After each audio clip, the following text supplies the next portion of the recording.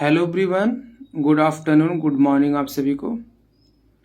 Geography के इस session में आज लेक्चर हमारा 3 है और चैप्टर 3 यानी हम यूनिट 3 को स्टार्ट करने वाले हैं। उससे पहले अगर आप चैनल पे नए हैं तो प्लीज़ चैनल को ज़रूर सब्सक्राइब कीजिएगा। और अगर आपने पिछला लेक्चर या पिछली वीडियो आपने नहीं देखी है तो उस वीडियो को आप ज़रूर देखिएगा, क्योंकि उसमें आपको चैप्टर वाइज बहुत ही अच्छे से सारी चीज़ें डिटेल में बताई गई हैं। तो हमने अपना यूनिट 1 ख़त्म कर लिया था, यूनिट 2 ख़त्म कर लिया था, अब हम अपने यूनिट 3 पे डिस्कस करेंगे। तो हमारा जो यूनिट 3 है उस चैप्टर का टाइटल हमारा है deforestation, soil erosion, soil accessions, उसके बाद desertification, air pollution, water pollution, disposal of solid waste. तो इसमें कुल मिला के हमको डिफॉरेस्टेशन के बारे में पढ़ना है, सॉइल इरोजन के बारे में पढ़ना है, सॉइल एक्सेशन के बारे में पढ़ना है, उसके बाद डिजर्टिफिकेशन के बारे में, एयर पॉल्यूशन, वाटर पॉल्यूशन और डिफोजल ऑफ सॉलिड वेस्ट। तो सबसे पहले हम अपना डिफॉरेस्टेशन स्टार्ट करते हैं। डिफॉरेस्टेशन का मतलब होता है वनों की कटाई। तो सबसे पहले वन है क्या? तो वन एक प्राकृतिक संसाधन है जो प्रकृति ने हमें उपहार में दिया है। और वन कहते किसे हैं? एक बड़ा एरिया जो घने जंगलों से भरा हुआ हो, जहाँ कई वैरायटी के पेड़ हों, तो उसे हम वन की संज्ञा दे सकते हैं। फिर भी वनों की कटाई का मतलब क्या होता है हम समझने की कोशिश करेंगे। जब प्राकृतिक वनों को बड़े पैमाने पर काट कर भूमि को अन्य उपयोग में बदल दिया जाता है। जैसे कहीं पर एक बड़े भाग में जंगल है, उस जंगल की कटाई की जा रही है, किस उद्देश्य से? वहाँ पे कृषि करना हो, या फिर वहाँ पे कोई उद्योग स्थापित करना हो, या फिर वहाँ पे कुछ फॉर्म बनाने हो, या फिर वहाँ पे कोई अपार्टमेंट बनाना हो, कोई बड़ी बिल्डिंग बनानी हो, तो हम उसे वनों की कटाई कह सकते हैं। और इसके बाद जो हमारा की पॉइंट होता है कि वनों की कटाई की क्यों जाती है, क्या रीजंस है, हम वनों की कटाई क्यों करते हैं। तो पहली चीज, एक मिनट, यहाँ पे जो हमारा पहला है वो है कृषि विस्तार, यानी वनों की कटाई खेती के विस्तार के लिए किया जाता है। दूसरा शहरीकरण या फिर शहर बसाने के लिए। आजकल आप एग्जाम्पल देख सकते हैं, पहले आप 10 साल पहले इस सड़क के आसपास आप लोगों ने मकान न के बराबर देखे होंगे। आज आप जाकर देखेंगे तो वहाँ कई सारे मकान कतार में बने हुए आपको मिलेंगे। तो उसी को हम शहरीकरण बोल सकते हैं। तो शहरीकरण से उसके बाद दूसरा है ईंधन और लकड़ी। ईंधन और लकड़ी प्राप्त करने के लिए क्या किया जाता है? वनों की भारी मात्रा में कटाई की जाती है। या फिर कहीं पे मालूम हुआ कि यहाँ पे खनिज संपदा है, तो खगोल शास्त्रियों द्वारा मतलब पता लगाया जाता है कि माइनिंग नहीं, भूवैज्ञानिक जो होते हैं, तो वहाँ पे क्या किया जाता है? पहले पेड़ों की भारी मात्रा में कटाई की जाती है, उसके बाद फिर वहाँ माइनिंग की जाती है। गैर कानूनी कटाई, ये जो है सबसे ज़्यादा प्रभावित है, और मतलब बिना अनुमति की वनों की कटाई अंधाधुंध। तो लोग अपने लालच और लाभ के लिए भारी मात्रा में वनों की कटाई कर रहे हैं। तो ये सबसे ज़्यादा क्या होता है, सबसे मेन कारण इसी का है। ये सब तो कहीं कहीं तो लिमिट है, लेकिन इनका जो भारी मात्रा में सबसे ज़्यादा कटाई हो रही है। तो वनों की कटाई, ये गैर कानूनी कटाई मतलब अपने लाभ के लिए किया जा रहा है। उसके बाद जब अगर भारी मात्रा में वनों की कटाई की जाएगी तो इससे होगा क्या, क्या प्रभाव पड़ेगा? इससे हमारे वातावरण पर क्या प्रभाव पड़ेगा, इससे हमारे देश में क्या प्रभाव पड़ेगा, इससे हम जिस एरिया में रहते हैं वहाँ पे क्या प्रभाव पड़ेगा, विश्व स्तर पर क्या प्रभाव पड़ेगा।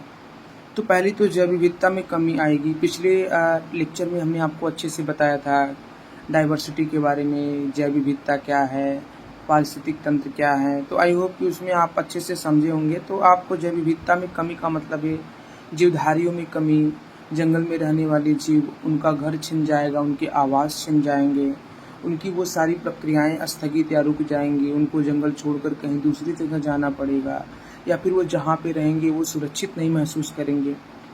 तो इससे क्या होगी, हमारी जैव विविधता भी खतरे में पड़ेगी, जिसका असर सीधा हमारे पारिस्थितिक संतुलन पे पड़ता है।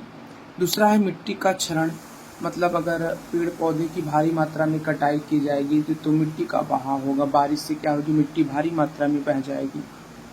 उसके बाद जलवायु परिवर्तन, तो आपने अभी एग्जाम्पल देख रहे होंगे वर्तमान समय में कि हर जगह कई जगह पे पंजाब, असम, महाराष्ट्र ऐसे जगहों पे भारी मात्रा में बाढ़ की समस्या देखी जा रही है।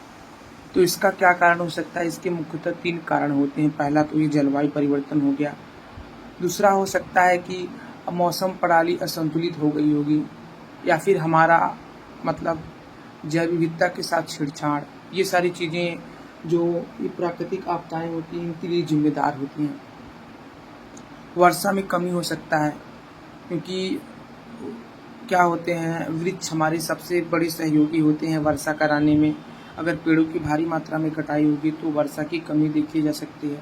आप सुनते हैं कि कई इलाकों में सूखा पड़ा। सूखा का मतलब ये होता है कि वहाँ पर वर्षों से बारिश नहीं हुई होगी, वहाँ के पेड़ पौधे सूखे होंगे, वहाँ की ज़मीन में दरारें आ गई होंगी, ये सारी चीज़ें। उसके बाद बाढ़ या सूखा, ये दोनों समस्याएं मतलब ये सारी चीज़ें हमको झेलनी पड़ सकती है अगर लगातार वनों की कटाई जारी है या करते रहे, अभी भी वो कटाई हो रही है तो। उसके बाद अगर मान लो ये सारी समस्या आ जाती हैं और इन समस्याओं का समाधान भी तो होना चाहिए। तो इन समस्याओं के समाधान के लिए हम क्या कर सकते हैं? पुनः वनीकरण कर सकते हैं, मतलब पेड़ काटिए लेकिन पेड़ की जगह पे हमें फिर से वृक्षारोपण करना चाहिए। सतत वानिकी, ज़रूरत से ज़्यादा वनों की कटाई ना करें। कानूनी प्रतिबंध, मतलब वनों की कटाई पे कई सारे कानून बनाने चाहिए और उनको सख्ती से लागू करना चाहिए। अगर कोई गैर कानूनी कटाई करता है तो उसके ऊपर मुकदमा, केस, ये सारी चीज़ें करनी चाहिए, जिससे क्या होगा, वो कहीं न कहीं वनों की कटाई को रोकेगा। जन जागरूकता, वर्तमान आपदाओं से समझिए कि आज भूस्खलन की समस्याएं भारत में देखी जा रही हैं। बहुत प्रयागराज में आप देखिए, वहाँ पे बाढ़ की समस्याएं देखी जा रही हैं। तो लोगों को इन सब चीज़ों से रिलेट करके हम जागरूक कर सकते हैं कि देखिए, अगर हम ये सारी चीज़ें करेंगे तो हम बदले में प्राकृतिक आपदाएं आएंगी, जिससे हमारी माल हानि, घरों का भी नुकसान होगा, जनजीवन का नुकसान होगा। उसके बाद पर्यावरण अनुकूल विकल्प, आप ऐसे साधन को अपनाइए जो पर्यावरण के अनुकूल हो। यानी अब जल का भारी मात्रा में प्रयोग ना कीजिए। जल, अगर आप कपड़े का पानी धुल रहे हैं तो उसे भाई प्लांटिंग के लिए कीजिए, पौधे को पानी देने के लिए कीजिए, ताकि पानी आपका वेस्ट ना हो। तो आई होप कि आपको डिफॉरेस्टेशन के बारे में अच्छे से समझ में आ गया होगा। अब हम चलते हैं अपने सॉइल इरोजन को पढ़ते हैं कि सॉइल इरोजन क्या है। तो अब हम जानेंगे सॉइल इरोजन के बारे में, यानी मृदा अपरदन क्या है। तो अभी मैंने पिछले टॉपिक को बहुत ही अच्छे से कवर किया। अब हम देखेंगे कि मृदा अपरदन क्या है। हमने वनों की कटाई को बहुत ही अच्छे से समझ लिया है। तो मृदा अपरदन में आपको बेसिकली 3-4 पॉइंट को बहुत ही अच्छे से ध्यान रखना है। सबसे पहले मृदा अपरदन है क्या? मृदा का मतलब मिट्टी होता है, अपरदन का मतलब बहाव। मृदा अपरदन वह प्रक्रिया है जिसमें मिट्टी की ऊपरी उपजाऊ परत पानी, हवा या मानव क्रियाओं के कारण ढल कर बह जाती है या उड़ जाती है। तो यानी मिट्टी की जो ऊपरी परत होती है, जो भी उसकी एक माप होती है, इतने इंच तक उपजाऊ मिट्टी पाई जाती है।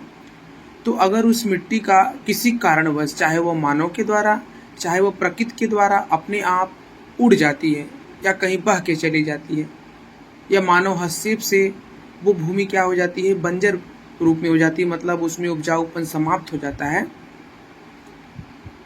तो उसे हम एक तरीके से बोल सकते हैं कि मृदा का अपरदन हो गया है। तो मृदा अपरदन के प्रमुख कारण क्या हैं?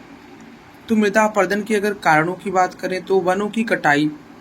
वन क्या करते हैं, मिट्टी को अपनी जड़ों से जकड़े रहते हैं, जिससे क्या होता है, मृदा का अपरदन नहीं हो पाता है। लेकिन जब वनों की भारी मात्रा में कटाई होती है तो उनकी जड़ें भी उखाड़ दी जाती हैं, जिससे मिट्टी क्या हो जाती है, बरसात में बह जाती है। इससे वो इलाका क्या हो जाता है, अनुपजाऊ हो जाता है।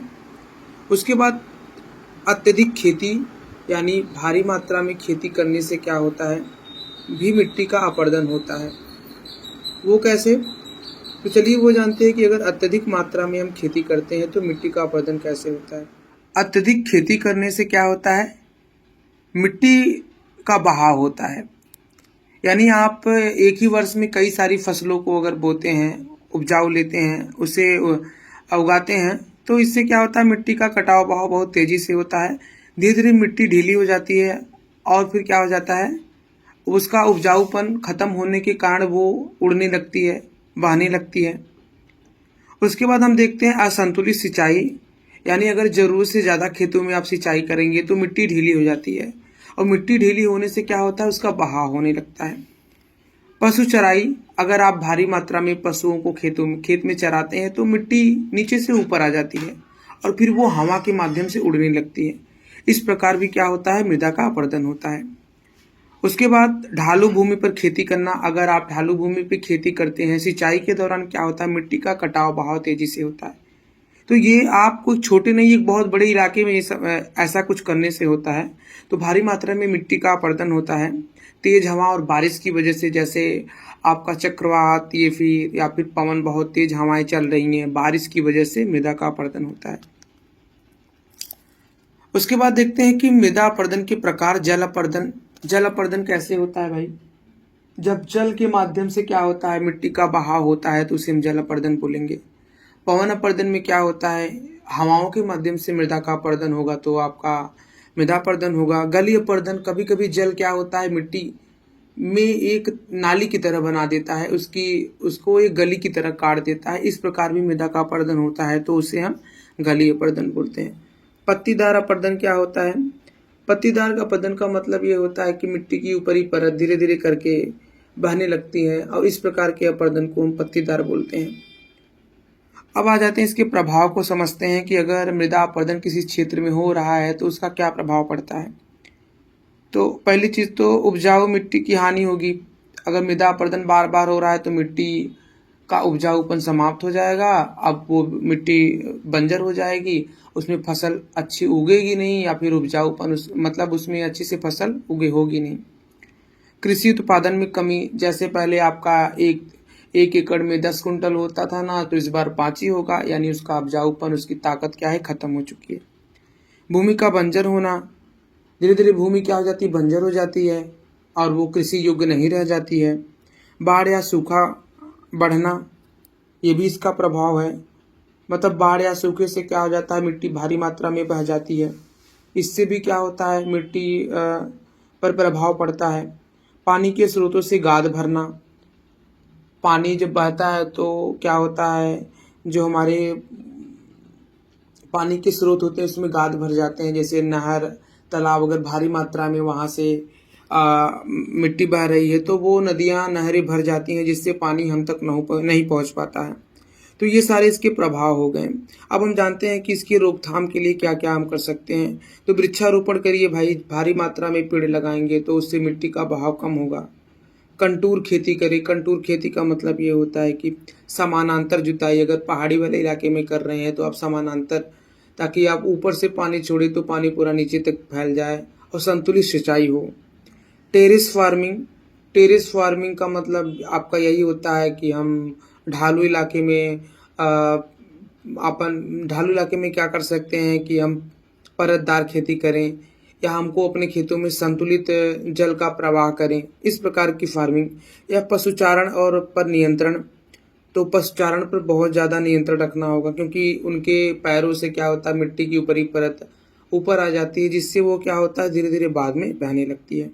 तो आई होप कि आपको सॉइल इरोजन के बारे में अच्छे से समझ में आया होगा। बहुत बेसिक ही टॉपिक है, ज़्यादा कुछ इसमें जानना नहीं है। फिर चलते हैं अपने अगले नेक्स्ट टॉपिक पे। तो आगे मेरा टॉपिक है सॉइल एक्सेशन, यानी मृदा की थकान। तो मिट्टी की थकावट क्या होती है? जब भूमि में मौजूद पोषक तत्व लगातार खेती करने के कारण कम हो जाते हैं और वह खेती करने लायक नहीं रह जाता है, तो उसी मृदा की थकान कहते हैं। यानी हम मिट्टी को रेस्ट नहीं देते हैं, एक फसल के बाद दूसरी फसल के बाद तीसरी फसल।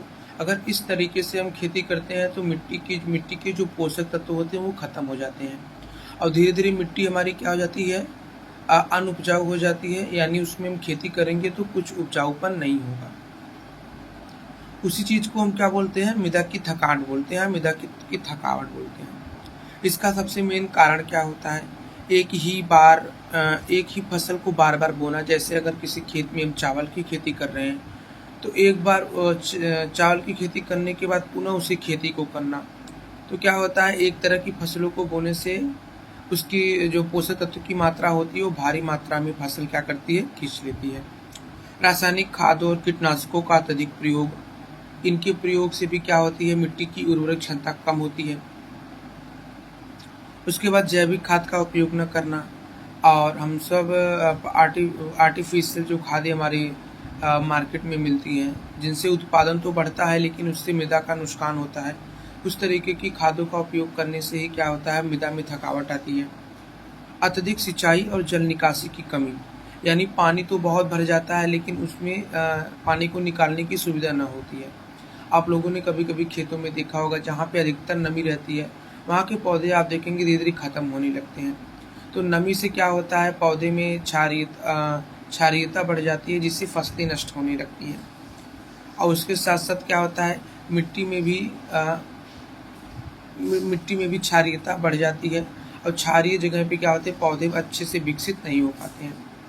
फसल चक्र का पालन न करना, यानी एक फसल के बाद दूसरी फसल के बाद तीसरी फसल, या हमको खेतों में फसलें बदल बदल के बोनी चाहिए, जिससे उनकी पोषक तत्वों की मात्रा हमेशा बनी रहती है। तो ये कुछ 6 कारण हो गए आपके मृदा की थकावट के। अब हम देखें कि इसका प्रभाव क्या होता है। जब हमारी मिट्टी थक जाती है तो फिर हमारे प्रभाव सामने आते हैं, जैसे फसल उत्पादन में कमी, खेती की लागत में वृद्धि, हमको अत्यधिक भारी मात्रा में फर्टिलाइज़र का उपयोग करना होगा और अत्यधिक महंगे फर्टिलाइज़र का उपयोग करना होगा, जिससे उनकी उत्पादन की क्षमता बढ़े। उसके बाद अगला क्या होता है, मिट्टी में पानी रोकने की क्षमता घट जाती है। ये भी होता है कि मिट्टी बहुत ही ज़्यादा हल्की हो जाती है, वो अपने अंदर पानी को रोक ही नहीं पाती है, वो पानी के साथ मिट्टी को भी बहा ले जाती है। इस प्रकार का कुछ होने लगता है। और किसानों की आय में कमी, जब उनका उत्पादन ही नहीं बढ़ेगा तो उनकी आय कैसे बढ़ेगी। तो ये मुख्य समस्याओं का सामना करना पड़ता है। इसका समाधान क्या हो सकता है, इसका समाधान यही है कि एक वर्ष में हम फसल चक्र को अपनाएं, फसलों को बदल बदल कर बोएं, जैविक खादों का प्रयोग करें, यानी अपनी हरी गोबर, जो हमारी गोबर की खाद होती है, हरी खाद होती है, इन सारी खादों का उपयोग करें। इससे उत्पादन क्षमता फसलों की बढ़ती है और खेतों में पोषक तत्वों की मात्रा भी बढ़ती है। उसके बाद बहुफसली प्रणाली, कि आपको एक बार में कई सारी फसलों को खेत से उगाना है। इससे क्या होता है, खेतों पर दबाव बहुत कम बनता है। उसके बाद नियंत्रित सिंचाई प्रणाली, यानी संतुलित मात्रा में आप सिंचाई करें, कहीं पे ज़्यादा पानी या कहीं कम पानी ना लगे। इससे भी क्या होता है, हमारी कहीं न कहीं मृदा की थकावट में बढ़ती है, और इन तरीकों को अपनाकर हम कहीं न कहीं मृदा की थकावट को रोक सकते हैं। तो ये हमारा सॉइल एक्सेशन ख़त्म हो गया। अब चलते हैं अपने अगले टॉपिक को देखते हैं, डिजर्टिफिकेशन क्या होता है, मरुस्थलीकरण क्या होता है। तो हेलो एवरीवन, हमारा जो अगला टॉपिक है ये डिजर्टिफिकेशन, यानी मरुस्थलीकरण क्या है। एक ऐसी प्रक्रिया होती है जिसमें उपजाऊ भूमि धीरे धीरे बंजर हो जाती है, उसे मरुस्थलीकरण कहते हैं। तो अगर कोई भी भूमि कुछ वर्षों के बाद धीरे धीरे उसमें उपजाऊपन खत्म हो जाता है, तो हम बोल देते हैं कि भूमि का क्या हो गया है, मरुस्थलीकरण हो गया है, कि अब वो भूमि मरुस्थल हो गई है। तो मरुस्थलीकरण के पीछे कारण क्या होते हैं, किन कारणों से, किन की वजह से कोई भी भूमि मरुस्थल होती है। तो पहला है कि वनों की कटाई। वनों की कटाई होने से क्या होता है, मिट्टी का बहुत भारी मात्रा में बहाव होता है, और उस बहाव की वजह से फिर से वहाँ पे क्या होता है, वन उग नहीं पाता है, क्योंकि वन को उगने के लिए एक उपजाऊ क्षेत्र चाहिए। तो जब वहाँ की मिट्टी बह गई है तो वो वहाँ पे वन नहीं उग पाते हैं, और वो क्षेत्र मरुस्थली हो जाता है। उसके बाद अत्यधिक खेती। अत्यधिक खेती का मतलब होता है कि एक ही खेत में लगातार फसलें उगाते रहना। इससे भी क्या होता है, भूमि के पोषक तत्व तो समाप्त हो जाते हैं और धीरे धीरे जमीन हमारी मरुस्थल हो जाती है। अति चराई, यानी भारी मात्रा में पशुओं को खेत में चराने से क्या होता है, घासें खत्म हो जाती हैं। उसके बाद बची हुई मिट्टी हमारी धीरे धीरे क्या होती है, उसका क्षरण होने लगता है, चाहे वायु के माध्यम से या फिर वो हमारे जल के माध्यम से। जल की कमी और सूखा। जल की कमी और सूखा की वजह से भी क्या होता है, मिट्टी हमारी मरुस्थल हो जाती है। इसका प्रभाव क्या होता है, अगर कहीं पर भूमि मरुस्थल हो गई है तो उसका क्या प्रभाव हो सकता है। तो मिट्टी की उपजाऊ शक्ति खत्म हो जाती है, यानी अब वो खेत क्या है, फसल उगाने लायक नहीं रह जाता है। खाद्य उत्पादन में भारी कमी होगी। जाहिर सी बात है कि जब भाई खेत सही नहीं है तो कहाँ से फसल अच्छी उगेगी। जल स्रोत सूख जाते हैं, पशुधन संकट में हो जाता है, पशुओं को चरने के लिए चारे समाप्त हो जाते हैं। स्थानीय जलवायु पर भी असर पड़ता है, जैसे आपका ये अम्लीय वर्षा होने लगती है, ग्लोबल वार्मिंग बढ़ने लगता है, क्योंकि कहीं न कहीं भूमि भी पारिस्थितिक संतुलन का एक पार्ट है। तो अगर उसका एक हिस्सा कहीं से खराब होता है तो पूरा सिस्टम बिगड़ जाता है। लोगों का पलायन बढ़ता है, यानी वहाँ का टेम्परेचर तापमान बढ़ेगा, लोगों को वहाँ पे आजीविका नहीं मिलेगी, लोग वहाँ पे खाने पीने रहने के लिए उनको समस्याएं होगी, तो लोग क्या करने लगेंगे, पलायन करने लगेंगे। अब हम देखते हैं कि मरुस्थलीकरण को रोकने के उपाय क्या हो सकते हैं। वही सेम चीज़ें कि मृदा क्षरण रोकने के उपाय के लिए मृदा क्षरण यानी मिट्टियों का कटाव बहाव रोकना पड़ेगा हमें। उसके लिए हमें भारी मात्रा में पेड़ लगाना होगा। फसल चक्र यानी हमें फसलों के चक्र को अपनाना होगा कि एक समय में कई सारी फसलों की बजाय हम समय समय पर फसलें उगाएं। चराई पर नियंत्रण करना होगा, जिससे मिट्टी का बहाव कटाव भी होता है वो नियंत्रित रहेगा। और लोगों को जागरूक करना होगा, लोगों को बताना होगा कि हमारी मिट्टी क्या है, किस प्रकार से मरुस्थली हो रही है। तो ये हमारा डिजर्ट फिक्शन के बारे में था। तो आई होप कि आपको मरुस्थलीकरण अच्छे से समझ में आ गया होगा। अब चलते हैं हम अपने अगले टॉपिक पे। तो अब हम देखेंगे एयर पॉल्यूशन, वायु प्रदूषण। जब हवा इतनी गंदी हो जाए कि सांस लेना भी मुश्किल हो जाए तो हम बोल सकते हैं हमारी वायु प्रदूषण हो चुकी है। सांस लेने में हमें कठिनाई हो रही है, हमको दिमाग की प्रॉब्लम हो रही है, हमें हमारे फेफड़े में दर्द हो रहा है, हमारा दम घुट रहा है। ये सारी चीज़ें अगर आपके साथ हो रही हैं तो समझ जाइए कि आपका वायु प्रदूषण गंदा हो चुका है। इसका कारण और प्रमुख प्रदूषक तत्व क्या है? देखिए भाई, इसका कारण है वाहनों से निकलने वाले धुएं, कारखानों से चिमनियों से निकलने वाले धुएं, घरेलू ईंधन से निकलने वाले धुएं, उसके बाद निर्माण कार्य जैसे सड़कों का निर्माण या कोई भारी चीज़ का निर्माण होता है अपने देश में, तो भारी मात्रा में मटेरियल को जलाया जाता है। इस प्रकार से जो निकलने वाले धुएं होते हैं उनसे, कचरा जलाने से, प्राकृतिक कारण भी कुछ हैं।